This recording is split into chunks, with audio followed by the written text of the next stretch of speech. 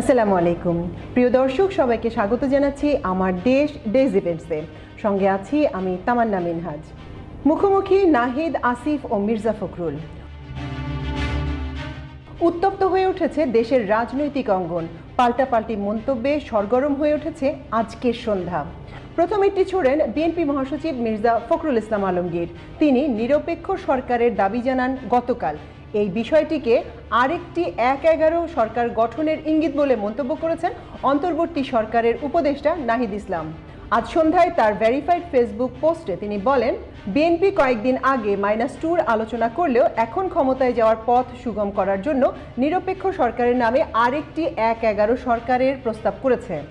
পরে আরেক উপদেষ্টা আসিফ মাহমুদ সজীব ভূঁইয়া বলেন, রাজনৈতিক দলের সরকারের কাজে হস্তক্ষেপ করা অনুচিত। বিভিন্ন সরকারি ও সাংবিধানিক গুরুত্বপূর্ণ পদে নিয়োগ, তদবির বা চাপ প্রয়োগ করা অনুচিত। পরে আজ বিকেলে এক অনুষ্ঠানে মির্জা ফখরুল ইসলাম আলমগীর আবারও মন্তব্য করেন, কিছু বিষয়ে অন্তর্বর্তী সরকার নিরপেক্ষ ভূমিকা পালন করতে পারছে না। তিনি বলেন, আমি একথা গতকালও বলেছি, অন্তর্বর্তী সরকার যদি নিরপেক্ষ না থাকে তাহলে একটা নিরপেক্ষ সরকার দরকার হবে নির্বাচনের সময়। মূলত মির্জা ফখরুল ইসলাম আলমগীরের এই নিরপেক্ষ সরকার সংক্রান্ত বক্তব্যই সব সংকটের জন্ম দেয়। এই বিষয়টি নিয়ে আমরা এখন কথা বলবো আমাদের রিপোর্টার আলামিনের সঙ্গে। আলামিন, বেশ উত্তপ্ত হয়ে উঠেছে আমাদের রাজনৈতিক অঙ্গন। আজকে সন্ধ্যা থেকেই দেখছি যে বক্তব্য এবং পাল্টা বক্তব্য চলছে। দুইজন উপদেষ্টা মন্তব্য করেছেন এবং মির্জা ফখরুল ইসলাম আলমগীর গতকাল একটি বিবিসিকে দেয়া সাক্ষাৎকারে বলেছিলেন, আজকে আবারও বললেন নিরপেক্ষ সরকারের ইস্যুটি। কিভাবে দেখছেন পরিস্থিতি, আসলে কোন দিকে এগোচ্ছে? ধন্যবাদ তামান্না। আজকে মূলত যদি আমরা গণমাধ্যমের বিভিন্ন প্রিন্ট ভার্সন, অনলাইন এবং টেলিভিশনের দিকে যদি তাকাই, তাহলে বিএনপির মহাসচিব মির্জা ফখরুল ইসলাম আলমগীর, অন্তর্বর্তী সরকারের উপদেষ্টা নাহিদ ইসলাম এবং আসিফ মাহমুদ ভূঁইয়া, এই তিনজনের বক্তব্যকে কেন্দ্র করে বাংলাদেশের গণমাধ্যমে এখন একটা বিষয় একটা মাথাচাড়া দিয়ে উঠেছে। একটি বিষয় আমাদেরকে দর্শকদের উদ্দেশ্যে বলতে চাই যে কোটা বিরোধী আন্দোলনে এই সরকার মানে আওয়ামী লীগ সরকারের পতন হলো, এটা কিন্তু একটা বড় একটা প্রেক্ষাপট রয়েছে। প্রেক্ষাপটটা যেমন দেখেন যে 2008 সালে একটা বিতর্কিত নির্বাচনের মধ্য দিয়ে আওয়ামী লীগ সরকার গঠন হওয়ার পরে আমরা দেখেছি যে বিনা ভোটে 14 সালের নির্বাচন আমরা দেখেছি, 18 সালে দিনের ভোট রাতে দেখেছি এবং 24 সালে ড্যামি এবং ফ্যামি যে নির্বাচন হয়েছিল সেই নির্বাচন দেখেছি। নির্বাচনের পরে এই আওয়ামী লীগ একটা সরকার গঠন করে, কিন্তু এই 15 বছরের মধ্যে এই আওয়ামী লীগ সরকারের বিভিন্ন বিতর্কিত ইস্যু নিয়ে বিএনপি মাঠে বড় সরব ছিল। বিএনপি সহ পরে 12 দলীয় জোট, 18 দলীয় জোট, পরে আরও এই জোটের বিস্তৃতি ঘটে এবং এই জোট বড় হওয়ার পরে এই যে আন্দোলন করেছিল, এই আন্দোলনের ফলে তৎকালীন আওয়ামী লীগ সরকার এই বিরোধী দল বিএনপি এবং তার জোট সঙ্গী জামাতের উপর বড় একটা বলা চলে যে দমন এবং নিপীড়ন চালিয়েছিল। এর ফলে 14 সালের আন্দোলনের পরে 18 সালের আন্দোলন কিছুটা জমে উঠল। এই আন্দোলন খুব একটা তার গতিপথ হারায়, ফলপ্রসূ হয়নি আর কি, সাফল্য পায়নি। 24 সালেও তৎকালীন আওয়ামী লীগ সরকার তার নিরাপত্তা বাহিনী দিয়ে এই সব দলের 18 দলীয় বিএনপি এবং তার 18 দলীয় জোটের নেতাকর্মীদের দমন করে এবং ঐক্যফ্রন্ট গঠন হয়েছিল, যেটা 18 সালে। এর ফলে যখন সরকারের পুরো একটা নিয়ন্ত্রণে একটা ভাব, রাষ্ট্রের সকল দল মত এবং পদকে যখন নিপীড়ন করে যখন সবাইকে স্তব্ধ করে দেওয়া হয়েছিল, তখন একটা মানে মিরাকলভাবে আসে এই কোটা সংস্কার আন্দোলন। এর ফলে যে কোটা সংস্কার আন্দোলনে ছাত্র জনতার একটা অভূত বিপ্লবের ফলে সরকারের পতন ঘটে এবং শেখ হাসিনা ভারতে পালিয়ে যায়। তারপরে যে অন্তর্বর্তী সরকার গঠন হয়েছিল, আপনি জানেন ডক্টর ইউনূসের নেতৃত্বে যে অন্তর্বর্তীকালীন সরকার গঠন হয়েছিল, এই সরকারকে মূলত বিএনপি এবং তার মূলত গণতান্ত্রিক আমি প্রত্যেকটি দল স্বাগত জানিয়েছিল। এই স্বাগত জানানোর পরে এই সরকারের প্রতি যেমন মনোসমর্থন ছিল, পাশাপাশি তাদের কর্মকাণ্ডের সহযোগিতারও কথা বলা হয়েছিল। আজকে যে বিষয়টি মানে উঠে আসছে সেটি হচ্ছে যে এই সরকার অন্তর্বর্তী সরকার আসার পরে একটা বিষয় আলোচনা উঠেছে সেটিকে নির্বাচন আগে না সংস্কার আগে, আগে কি নির্বাচন না আগে সংস্কার? এই বিতর্ক আসলে মূলত বিএনপি উস্কে দিয়েছে, কারণ প্রাথমিকভাবে বক্তব্য ছিল কিছু সংস্কার হয়ে যাবে, তারপরেই নির্বাচনের দিকে এগোবে অন্তর্বর্তী সরকার। কিন্তু মির্জা ফখরুল ইসলাম আলমগীর বেশ কিছুদিন থেকে, গত 2-2.5 মাস থেকেই বলে যাচ্ছেন যে দ্রুততম সময়ের মধ্যে নির্বাচন। এরপর তিনি নতুন একটি দাবি তুললেন যে এই যে নিরপেক্ষ সরকার, সরকার একটি আছে না। এখানে একটি বিষয় বলতে চাই তামান্না, যে এই সরকারের বয়স প্রায় 5 মাস।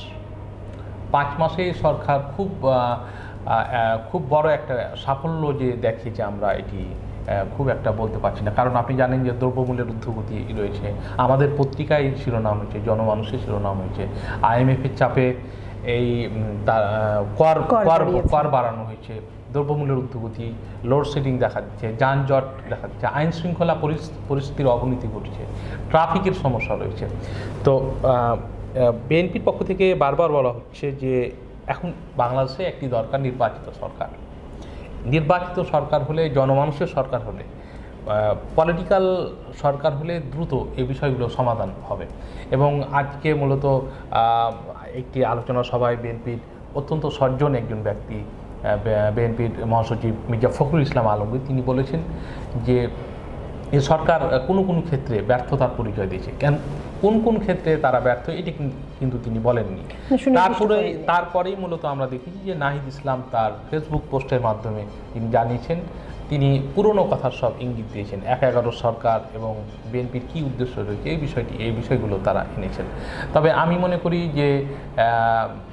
যে দূরত্ব, মানে সরকার এবং বিএনপি সহ বিরোধী মত এবং পথের যে দূরত্ব, আমি আশা করি এটি দ্রুত কেটে যাবে এবং সরকার একটি যৌক্তিক সংস্কার দিয়ে তার যে নির্বাচন, সেই নির্বাচনের ঘোষণা দিয়ে দিবে বলে আমি প্রত্যাশা করি। তবে মধ্যে যে একটি জল ঘোলা হয়েছে, এই জল ঘোলার পেছনে কোনো শক্তি অথবা আওয়ামী ফ্যাসিবাদের কোনো যোগ সাজস রয়েছে কিনা, সেই বিষয়টিকে আমাদের দেখতে হবে। আসলে সংস্কার, যৌক্তিক সংস্কার, আমরা এর আগে মানে এর আগের সরকারকেও আমরা দেখেছি। আপনি বলছেন যে সমস্যাগুলির কথা বললেন, দ্রব্যমূল্য, যানজট, আইন শৃঙ্খলা পরিস্থিতি, এই ইস্যুগুলো কিন্তু আগের সরকারের আমলেও কাছাকাছি পর্যায়ে ছিল। দ্রব্যমূল্য বাড়ছে, আজকে যেই জিনিসের দাম আলাদা করে বলা হচ্ছে, কাঁচামরিচের দাম বেশি বা তেলের দাম বেশি, ডালের দাম বাড়ছে, চালের দাম অনেক উঠে গিয়েছে, এরকম সমস্যা কিন্তু আমরা আওয়ামী লীগ সরকারের আমলেও প্রায় দেখেছি। যেখানে ওই সময় আমরা দেখিনি যে বিএনপি তখন বিরোধী দল হিসেবে ছিল, সরকারিভাবে ছিল না, পার্লামেন্টে তাদের অবস্থান ছিল না, কিন্তু মৌলিক অবস্থান তো বিএনপির বিরোধী দল হিসেবেই ছিল। তখন কিন্তু বিএনপি এই দাবিগুলি নিয়ে সেইভাবে কোনো আন্দোলনে যেতে পারেনি, অথবা গুমের ঘটনা ছিল, খুনের ঘটনা ছিল, বিচার বহির্ভূত হত্যার বিষয়টি ছিল, এই বিষয়টি নিয়েও কিন্তু আমরা বিএনপিকে সোচ্চার দেখিনি। তারা তখন একমুখী দাবি ছিল তাদের নির্বাচন, তখনও তারা নির্বাচনই চাচ্ছিল, এবং সেটা হচ্ছে নির্দলীয় সরকারের অধীনে নির্বাচন হতে হবে, একটা তত্ত্বাবধায়ক সরকারের অধীনে নির্বাচন হতে হবে। বিএনপি দেশের যে স্বাভাবিক সমস্যাগুলি আছে, সংকটগুলি আছে, আপনার কি মনে হচ্ছে যে বিএনপি সেগুলিকে এড়িয়ে শুধু তাদের দৃষ্টিভঙ্গি সুনির্দিষ্টভাবে নির্বাচনের দিকে যাচ্ছে? এখনও তারা সংস্কারের জন্য যতটুকু সময় সরকার চাচ্ছে ততটুকু সময় দিতে চাচ্ছে না, প্রতিনিয়ত সরকারকে চাপ প্রয়োগ করছে যে দ্রুততম সময়ের মধ্যে নির্বাচন দিতে হবে, একটি রাজনৈতিক সরকার আসতে হবে।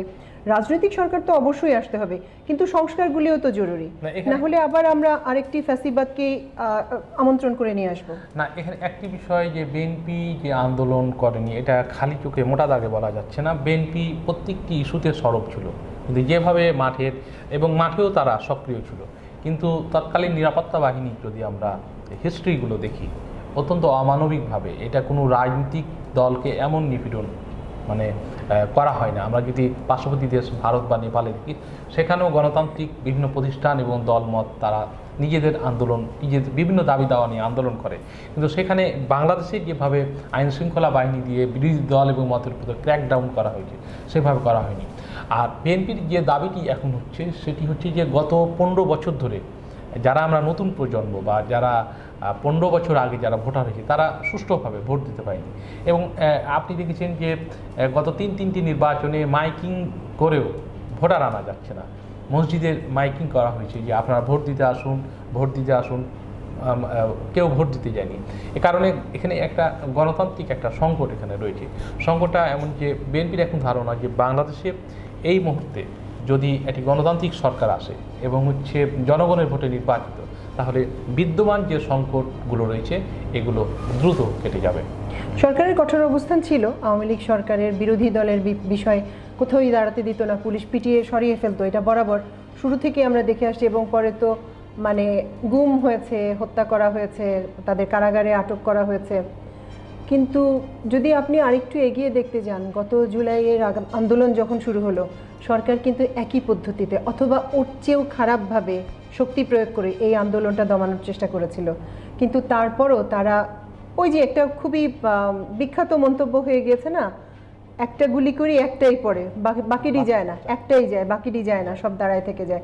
মানে যে মরলো সে ওখানেই থেকে গেল, বাকিরা ওই জায়গায় থেকে গেল। বিএনপির কিন্তু ওই অবস্থানও, অত কঠোর অবস্থানও আমরা আসলে গত 15 বছরে দেখিনি। না, এখানে আমার একটি বিষয় দ্বিমত আছে। বিএনপি শুরু থেকে, যদি আপনি 2009 সালে আওয়ামী লীগ সরকার ক্ষমতায় আসার পরে বিএনপির আন্দোলন শুরু হয়েছিল মূলত 10 সাল থেকে। এবার বিভিন্ন ইস্যু নিয়ে সরব ছিল, দ্রব্যমূল্য ঊর্ধ্বগতি, টিপাইমুখী বাঁধ, তারপরে তো ইলিয়াস আলী গুমের ঘটনা ঘটলো, আপনি জানেন, টিপাই বাঁধের পরে তারপরে চৌধুরী আলম গুমের ঘটনা ঘটেছে। পাশাপাশি এই যে আমরা যে তেজগাঁও এলাকায় থাকি, এখান থেকে মূলত 9 জন নেতাকর্মীকে এক রাতে র্যাব তুলে নিয়ে গিয়েছিল এবং সেই ভিকটিমের বোনেরা বলেছে যে র্যাবের গাড়িতে র্যাবের পোশাক পরে তাদেরকে তুলে নিয়ে যাওয়া হয়েছে। তো এরপরও এত গুম এবং হত্যার পরেও বা এত নির্যাতনের পরেও বিএনপি তার আন্দোলনের সরব ছিল। কিন্তু এখন বিএনপির যে দাবিটি হচ্ছে যে তারা একটা মৌলিক যে কিছু সংস্কার রয়েছে, এই সংস্কারগুলো দ্রুত করে সরকার একটা নির্বাচন দিয়ে দেয়। এটি হচ্ছে বিএনপির মূল দাবি। নিরপেক্ষ সরকারের অধীনে একটা নির্বাচন, নিরপেক্ষ সরকারের অধীনে নির্বাচন। আপনাকে অসংখ্য ধন্যবাদ। আমরা আশা করি শিগগিরই আবারও অন্য কোনো বিষয় নিয়ে আপনার শরণাপন্ন হব। তামান্না, ধন্যবাদ আপনাকে। দর্শক, আমাদের পরের নিউজটি হচ্ছে 16 বছর পর বিডিআর সদস্যদের মুক্তি। বিস্ফোরক মামলার জামিন পাওয়া বিডিআর আসামিরা মুক্তি পেতে শুরু করেছেন। দীর্ঘ 16.5 বছর ধরে তারা কারাগারে ছিলেন।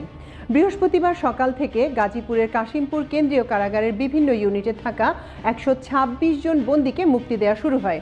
বন্দীদের মুক্তির খবরে কারা ফটকে ভিড় করেন স্বজনরা। কেরানীগঞ্জ ও কাশিমপুর কারাগারে 22 জানুয়ারি বিডিআর বিস্ফোরক মামলার 178 জন আসামির জামিননামা পাঠানো হয়। সেসব জামিননামায় যাচাই বাছাই শেষে অন্য কোনো মামলায় আটকাদেশ না থাকার শর্তে বন্দীদের জামিনে মুক্তি দেওয়া হচ্ছে। গত 20 জানুয়ারি বিডিআর বিদ্রোহের ঘটনায় করা বিস্ফোরক মামলায় জামিন পেয়েছেন হত্যা মামলায় খালাসপ্রাপ্ত ও যাদের বিরুদ্ধে কোনো আপিল হয়নি এমন 2 শতাধিক আসামি। কেরানীগঞ্জের কেন্দ্রীয় কারাগারের ভেতরে ঢাকার বিশেষ ট্রাইব্যুনাল 1-এর বিচারক মোহাম্মদ ইব্রাহিম মিয়া অস্থায়ী আদালত তাদের এই জামিন দেন। টিউলিপকে দেশে ফেরাতে চাপ বাড়ছে ব্রিটেনে। শেখ হাসিনার ভাগ্নে টিউলিপ সিদ্দিককে বাংলাদেশে প্রত্যর্পণের জন্য চাপ বাড়ছে যুক্তরাজ্যে। যুক্তরাজ্যের বিরোধী দলীয় নেতারা মনে করেন টিউলিপ সিদ্দিকের আইনের মুখোমুখি হওয়া উচিত, কারণ বাংলাদেশে তার বিরুদ্ধে দুর্নীতির বিষয় তদন্ত চলছে। ব্রিটিশ সংবাদপত্র ডেইলি মেইলের এক প্রতিবেদনে বাংলাদেশি রাজনীতিবিদ ববি হাজ্জাজের বরাতে বলা হয়েছে, তিনি বাংলাদেশ সরকার ও দুদকের কাছে টিউলিপ সিদ্দিককে দেশে ফিরিয়ে আনার দাবি জানিয়েছেন। টিউলিপ বর্তমানে তার খালা শেখ হাসিনার সঙ্গে দুর্নীতির যোগসূত্রের জন্য তদন্তাধীন। ভারতের পররাষ্ট্রমন্ত্রী জয়শঙ্কর বলেছেন, বাংলাদেশ নিয়ে যুক্তরাষ্ট্রের সঙ্গে কথা হয়েছে। যুক্তরাষ্ট্রের পররাষ্ট্রমন্ত্রী মার্কো রুবিওর সঙ্গে প্রথম দ্বিপক্ষীয় বৈঠকে বাংলাদেশ নিয়ে কথা হয়েছে বলে জানিয়েছেন ভারতের পররাষ্ট্রমন্ত্রী এস জয়শঙ্কর। তবে তিনি এ বিষয়ে বিস্তারিত কিছু জানাননি। বৈঠকের পর ওয়াশিংটন ডিসিতে ভারতীয় দূতাবাসের সংবাদ সম্মেলনে বুধবার এক প্রশ্নের জবাবে জয়শঙ্কর একথা জানান। ভারতের পররাষ্ট্রমন্ত্রী বলেন, বাংলাদেশ নিয়ে আমাদের মধ্যে কিছু আলোচনা হয়েছে। আমার মনে হয় এ নিয়ে বিস্তারিত বলা উচিত হবে না। বাংলাদেশ ছাড়াও আমেরিকার ভিসা নীতি ও আঞ্চলিক নানা বিষয় নিয়ে ওই বৈঠকে কথা হয়েছে। নিজের এক্স হ্যান্ডেলে জয়শঙ্কর লেখেন, আমাদের দৃঢ় দ্বিপক্ষীয় সম্পর্ক আবারও ঝালিয়ে নিলাম। তাছাড়া আঞ্চলিক ও বৈশ্বিক বহু বিষয় নিয়ে মত বিনিময় হয়েছে। ওই বৈঠকে যুক্তরাষ্ট্রের পররাষ্ট্রমন্ত্রী ছাড়াও উপস্থিত ছিলেন সেদেশের জাতীয় নিরাপত্তা উপদেষ্টা মাইক ওয়ালস। এবার খেলার খবর। বিলিয়ন ইউরো আয় করে রিয়ালের ইতিহাস। ফুটবল ইতিহাসের প্রথম ক্লাব হিসেবে ১ বিলিয়ন বা ১০০ কোটি ইউরোর বেশি আয় করার কৃতিত্ব দেখালো রিয়াল মাদ্রিদ। এমন তথ্য দিয়েছে আর্থিক কনসাল্টিং ফার্ম ডেলয়েট। ২০২৩-২৪ মৌসুমে ১০৪ কোটি ইউরো আয় করেছে রিয়াল।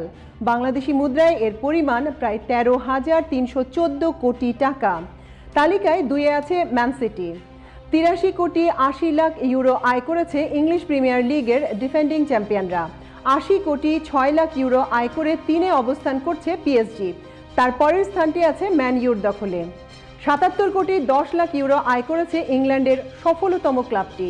তালিকার সেরা ৫-এর শেষ ক্লাবটি বায়ার্ন মিউনিক। ৭৬ কোটি ৫০ লাখ ইউরো আয় করেছে জার্মান বুন্দেসলিগার জায়ান্টরা।